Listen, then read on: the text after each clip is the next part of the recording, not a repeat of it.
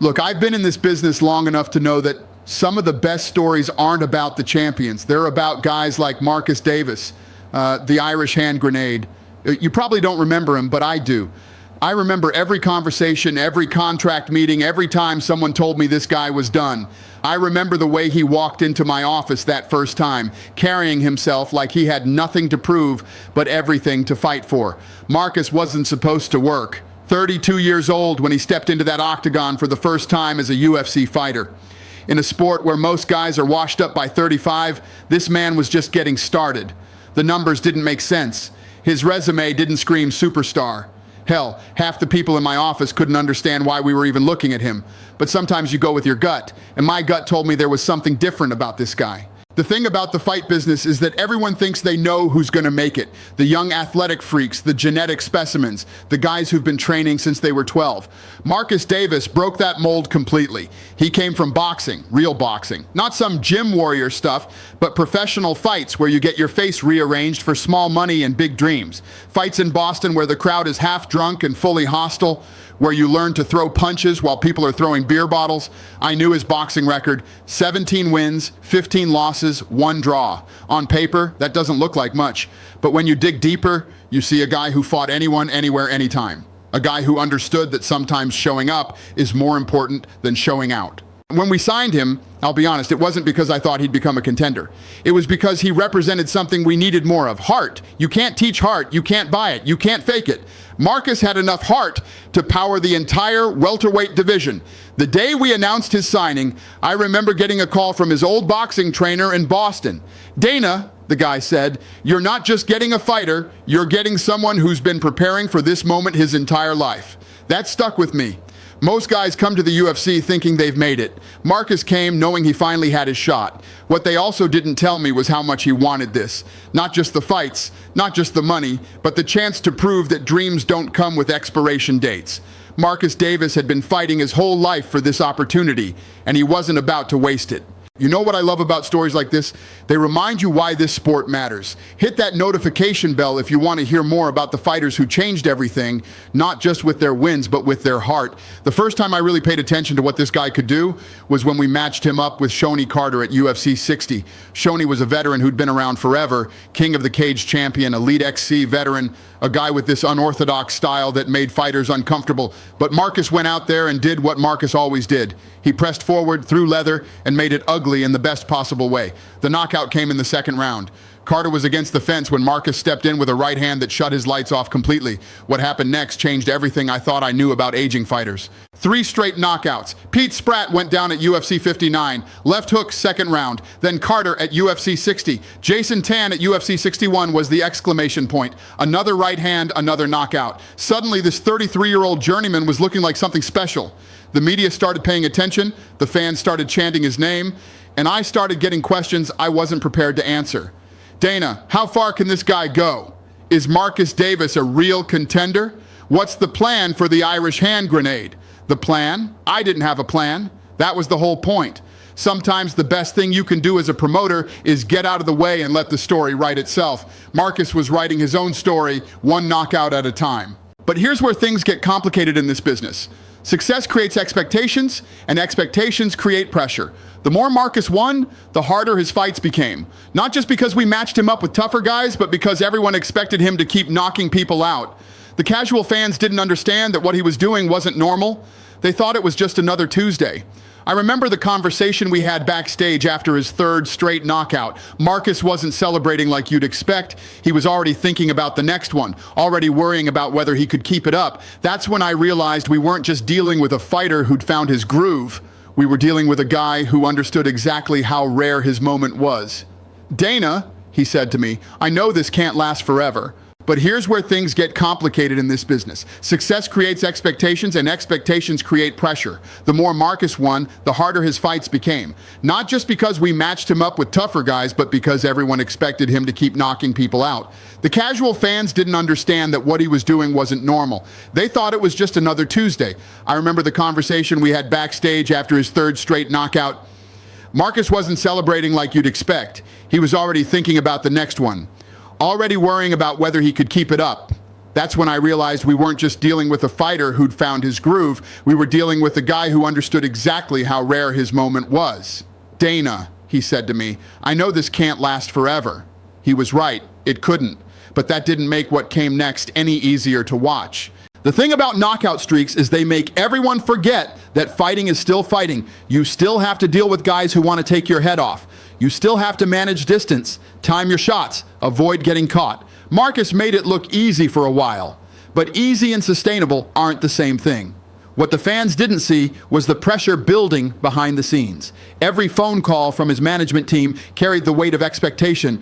Every training camp became about maintaining an impossible standard. The media wanted to know if he could keep it up. The matchmakers were looking for the right opponent to test him. And Marcus? Marcus just wanted to fight. Mike Swick changed everything at UFC 85 in London. Swick was younger, longer, and had been training mixed martial arts since before it was cool.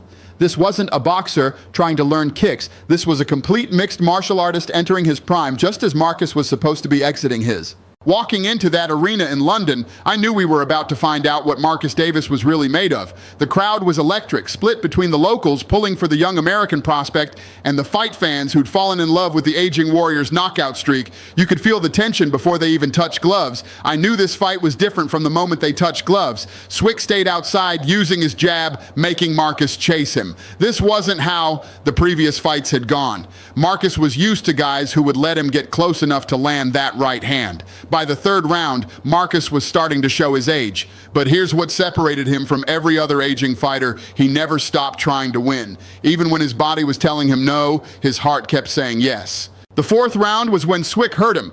A left hook Marcus didn't see coming, and for a moment I thought we might be watching the end. Marcus went down hard, but did what he always did. He got back up. What happened in that fifth round taught me something I'd forgotten.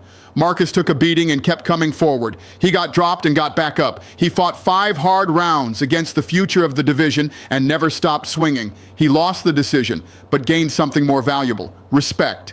After that fight, nobody questioned whether Marcus belonged. The conversation shifted from, can this old guy really fight, to, how does this old guy keep fighting like this? There's a difference, and it matters. This is exactly the kind of story that makes me love this business. Real fighters, real heart, real consequences. Share this with someone who needs to hear that it's never too late to chase what matters to them. The Mike Swick fight taught me something I'd forgotten in all the excitement of the knockout streak. Marcus Davis wasn't special because he could knock people out. Marcus Davis was special because he refused to act his age. In a sport obsessed with finding the next young thing, here was a guy proving that sometimes experience and determination matter more than fast-twitch muscle fibers. But the game wasn't done testing him. Dan Hardy was supposed to be Marcus's stepping stone back after the Swick loss. Young, British, lots of hype. On paper, this was perfect to get Marcus back on track. Sometimes paper lies. Hardy didn't just beat Marcus, he hurt him. Dropped him with a left hand that reminded everyone that age is undefeated. Watching from cage side, I saw something in Marcus's eyes I hadn't seen before. Not fear, but recognition that his body wasn't going to let him do this much longer. The crowd was different too. They weren't cheering for knockouts anymore. They were cheering for courage. Every time Marcus got up after getting dropped, they got louder. It wasn't spectacular technique.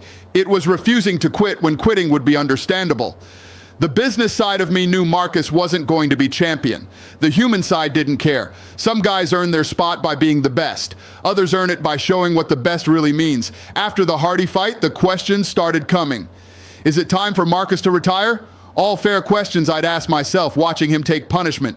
But Marcus wasn't fighting for the critics. He was fighting for every guy who'd been told he was too old. The hardest part about this business isn't the big decisions.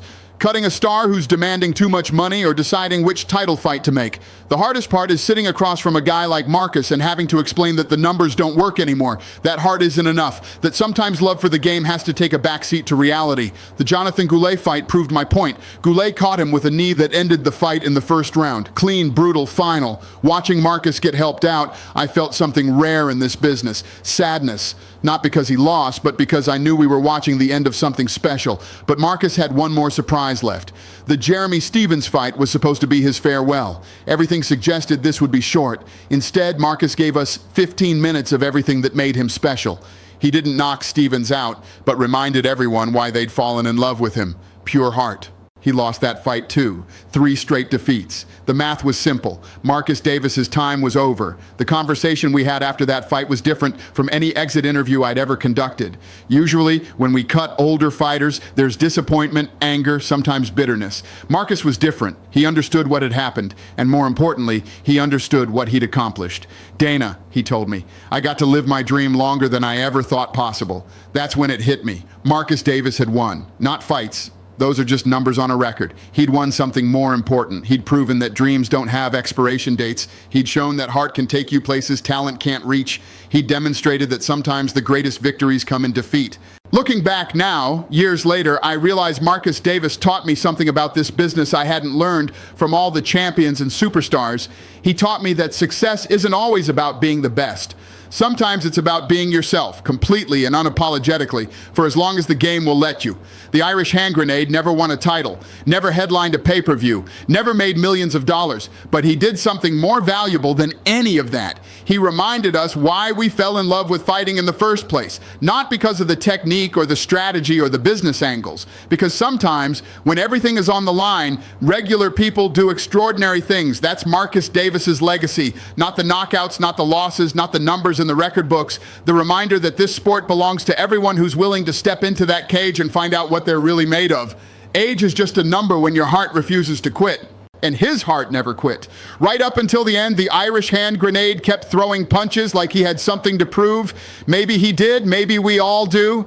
The journeyman fighters like Marcus are the backbone of this sport. They don't get headlines or big paydays, but they give the stars somebody to beat on their way up. Without guys like Marcus, champions have no opponents, and opponents need heart. Marcus Davis had enough heart for everyone. But here's what most people don't understand about guys like Marcus.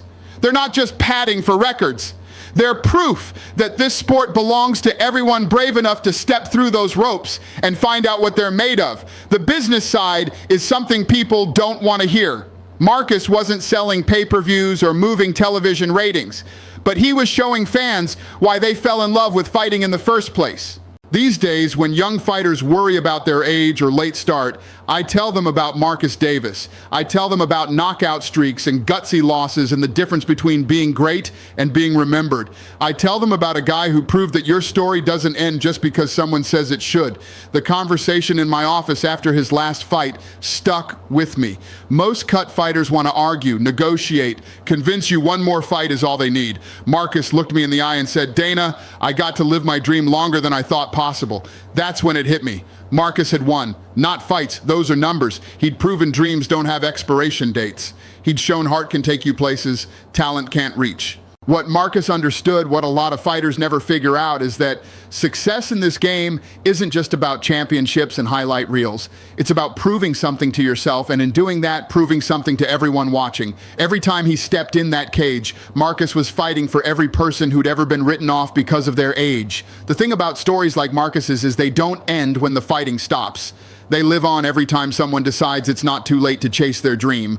I think about Marcus every time we sign an older fighter. Every time someone tells me a guy is past his prime, I think about the Irish hand grenade walking into my office with nothing to lose and everything to prove. That's Marcus Davis's real knockout power. Not the left hook that put guys to sleep, but the inspiration that keeps people awake thinking about what's possible. Looking back, Marcus taught me that success isn't always about being the best. Sometimes it's about being yourself for as long as the game will let you. The Irish hand grenade never won a title, never headlined pay-per-view, never made millions. But he reminded us why we fell in love with fighting. Because sometimes regular people do extraordinary things. Years after Marcus stopped fighting, I still get emails from fans telling me about decisions they made because of his story. Guys who went back to school at 40, women who started businesses at 50, people who refused to accept that their best years were behind them. That's the real measure of a fighter's impact. Not what they accomplished in the cage, but what they inspired outside of it. The last time I saw Marcus, years later, he was still carrying himself like a champion. That's when I realized some victories last forever, even when defeats pile up. If this story moved you, if it reminded you that age is just a number when your heart refuses to quit, drop a comment and let me know what impossible dream you're still chasing. Because Marcus Davis proved that sometimes the most important victories happen when everyone expects you to lose. Marcus Davis proved that dreams don't come with expiration dates, that heart matters more than age, and that sometimes the most important fights are the ones you lose. The Irish hand grenade represented everyone who'd been counted out or told their time was up. He fought for the idea that if you're tough enough and willing to work hard enough, anything is possible. That's his legacy. Not the numbers or highlights, but the proof that sometimes when you have nothing left to lose, you can find everything you need to win.